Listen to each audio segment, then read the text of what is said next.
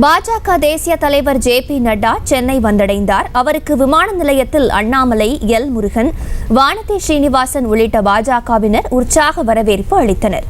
விவரங்களோடு இணைகிறார் செய்தியாளர் சிவபிரகாஷ். கூடுதல் விவரங்கள். வணக்கம்.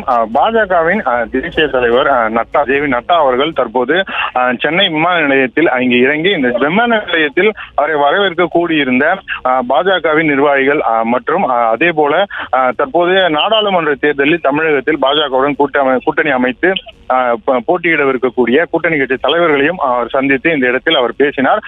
அவர்கள் அதாவது குறிப்பாக சொல்வதென்றால் ஜான் பாண்டியன், அதே போல ஐதேக கட்சியின் பச்சைமுத்து, அதே போல ஏ.சி. சண்முகம் உள்ளிட்ட கட்சி தலைவர்கள் இங்கு ஜே.பி. நட்டா அவர்களை சந்தித்தனர். அதனைத் தொடர்ந்து தற்போது அவர்கள் ஜே.பி. நட்டா அவர்களிடம் நேரில் அவரை சந்தித்து அவரிடம் நலம் விசாரித்தனர்.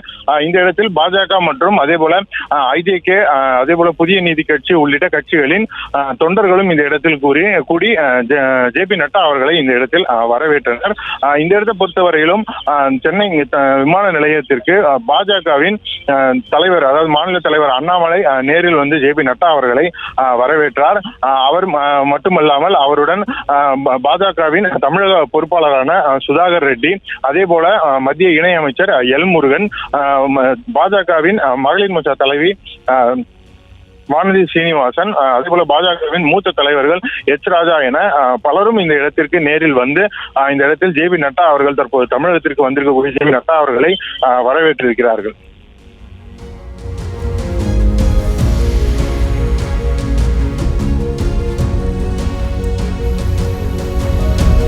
விவரங்களுக்கு நன்றி சிவபிரகாஷ். செய்திகளை உடனுக்குடனும் துல்லியமாகவும் தெரிந்து கொள்ள சப்ஸ்கிரைப் பண்ணுங்க.